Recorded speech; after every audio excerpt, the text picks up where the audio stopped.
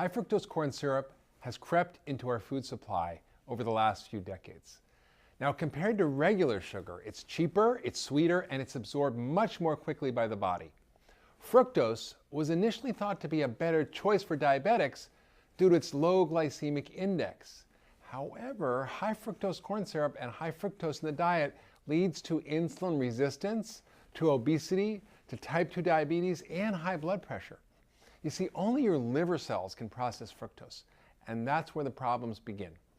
Fructose goes straight to your liver, and it starts a fat production factory, and it triggers the production of triglycerides and cholesterol.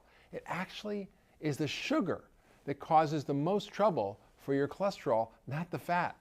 Even worse, high doses of fructose punch little holes in your intestinal lining, causing what we call a leaky gut.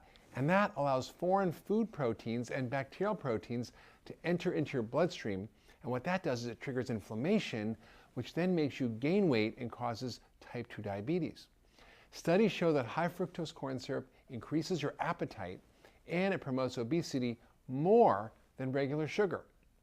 Now, high fructose corn syrup also contributes to diabetes, inflammation, high triglycerides, and something we call non-alcoholic fatty liver disease.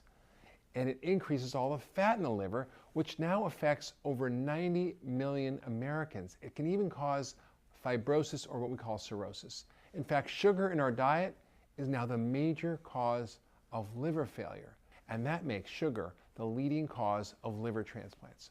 So, should you stay away from everything fructose? Well, you should as much as possible, but fruit is the exception. Fruit has fructose, but it's naturally occurring, and it doesn't have the same effects as high fructose corn syrup. It's packaged with fiber and vitamins and minerals and all sorts of healing nutrients. So unless you eat massive amounts of fruit, fructose should not be a problem. Now, high fructose corn syrup represents more than 40% of the caloric sweeteners added to our foods and beverages. If you find the word high fructose corn syrup or the new term corn sugar on a label, stay away if you want to be healthy. It's a sign of very poor quality food. The easiest way to completely avoid high fructose corn syrup is to eat real, whole, unprocessed foods. Now, if you have to buy packaged foods, I want you to read the labels carefully to identify sugar in other disguises. Sugar is hidden in over 80% of the 600,000 processed foods on the market.